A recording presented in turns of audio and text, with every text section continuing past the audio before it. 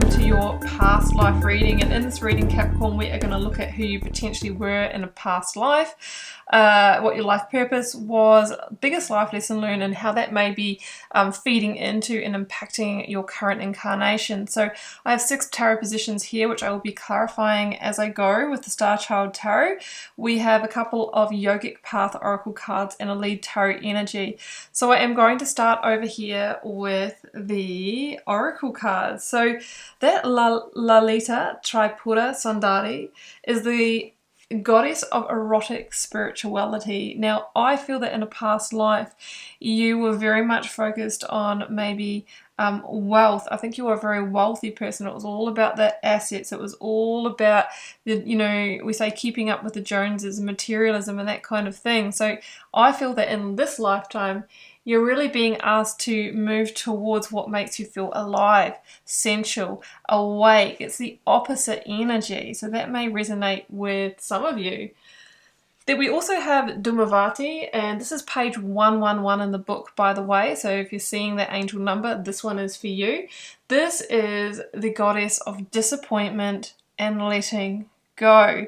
So I feel that part of your life lesson in this life is about letting go of the things that don't serve you, but in particular, letting go of hardships and struggles, and realize that you have faced them for a reason, that they have really put you on your path to your higher self. So I feel like you had this life of like opulence and wealth in a past life, but of course when we reincarnate, we often come into quite an opposite experience. So I feel like there may have been some hardship around money and stability and security for you in this life, but you're being asked to let go of that feeling of lack and scarcity and bring through maybe some of the positive aspect of the abundance energy from your past life.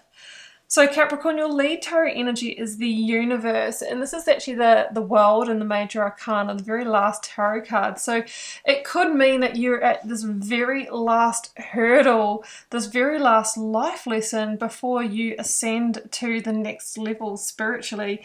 That's what's coming through. But there's this really big karmic lesson here around materialism, around assets, around wealth, or something like that coming through. So who were you, Capricorn, in a past life? Showing up as the Hierophant, somebody who was in a position of power, maybe in the community, somebody who I feel that was at the top of the chain, maybe leading a company, bank manager, you know, manager of a big insurance company, maybe even head of the church or some spiritual group.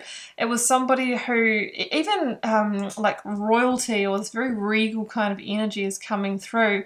Somebody who didn't really need to want for anything, maybe apart from more sensuality and emotion, because we've got so many pentacles in this reading. So that is what's coming through for me in terms of the Hierophant. It could have been somebody who was very high up in education as well, you know, leading a university or something like that. I have got the the Judgment card, which is called Awakening here.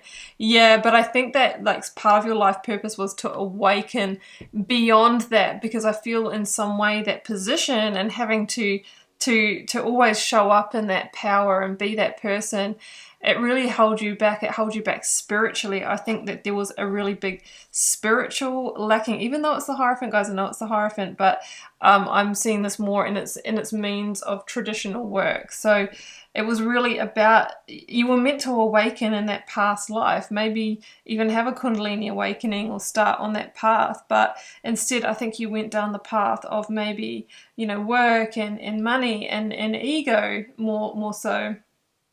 So life purpose, Ace of Pentacles here. And yeah, maybe that was your life purpose, to build the wealth and that kind of thing. It may have been to realize the gift within yourself is really your spiritual nature and your connection with the divine, I've got the Seven of Cups, yeah, because the Seven of Cups for me is an energy of illusion and fantasy and getting lost in the bright shiny things. Okay, so I feel like you're very focused on the material, building wealth, you know, getting an opulent home and that kind of thing, and you kind of lost your sense of your true nature in that. That's what the Seven of Cups can talk about. It's like all that glitters is gold, you know, I just really want to live that life of luxury, you know, really building that is what I'm feeling. So there was some definitely life purpose, life lesson in that for you. So what you learned, Four of Wands. Okay, let's grab the clarifier. And the Lovers, yeah. I think what you learn is that definitely would have had an impact on your relationships. I think that you were a really good provider. I think that, you know, you had maybe a beautiful home and that kind of thing. But I think there was what was missing is this element of true connection, of true harmony in relationships with others. There was definitely some lessons around building happiness and maybe realizing that money and the material path, that type of abundance doesn't necessarily lead to true happiness is what I'm really feeling. And I think there could have even, you know, been some struggles with, you know, maybe building a family, having children and that kind of thing, because the energy was definitely going in another direction. So what you need to leave behind, King of Pentacles. Okay, well, this is the energy of being too focused on the sensual pleasures, guys, like, and not the more, you know, emotional and aliveness sensual pleasures that we were talking about before, but on those that are really bought, the things that we can buy, you know, and things like maybe, you know, too much food, too much alcohol, too much focus on the assets. That is what you're needing to leave behind.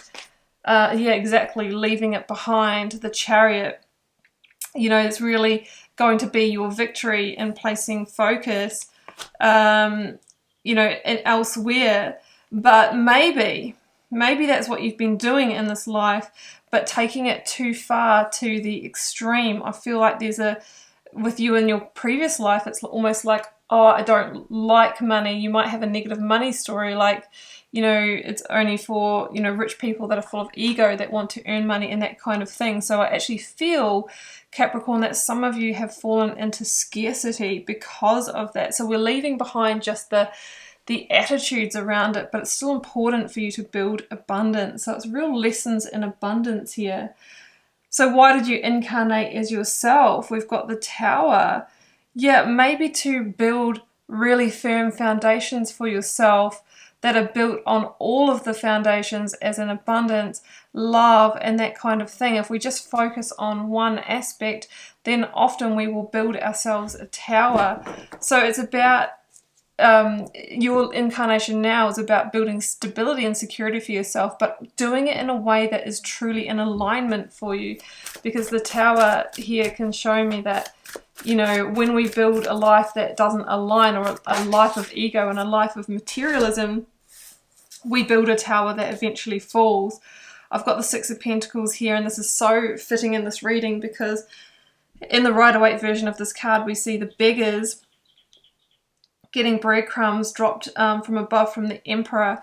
So you know, what you're really needing to do here is not be the rich man or not be the poor man, but can you find that balance within you in this lifetime? Because I think you've gone from rich man to having either an attitude about scarcity and maybe not attracting a lot of abundance because of that. How can you move into balance? And I think that alignment is important, following your heart, doing what feels good, and the abundance will follow. So a message from your past life self, Capricorn, to yourself. Now we have the Four of Pentacles, and they're saying, just, you know, let go a little bit. So if we hold on too tightly to our assets, to our money, we can really cut ourselves off from attracting more. It's also saying maybe you need to play bigger in this life. You might be keeping yourself small. You might be holding yourself back. There could be self-confidence issues or genuine fears around not having enough that are stopping you from taking maybe some calculated risks or leaving some comfort zones that could really help you. So we've got the Ace of Swords. Yeah, okay. So I really feel that there will be a breakthrough to that coming, and it might be time to take a step back and get some greater clarity around that and your patterns around money and assets. And that is where your victory will absolutely lie. So Capricorn, that is your past life reading. Definite lessons around abundance, stability, and security, and that pendulum swinging between those two states. And I think going back to Dhamavati, there is lessons around letting go to receive, not holding on too tight, you know, letting that flow of abundance work. And by being in our aliveness, in our state of pleasure and sensuality, when we feel good, we put that energy out there, and we often attract back just this natural ebb and flow of what we need. So I will leave it there, Capricorn, and I hope you enjoyed this and that you found some resonance in it. But if you didn't, that is absolutely okay as well. Drop me a comment if you're called to share. I do love interacting with you over there, and I do read them all.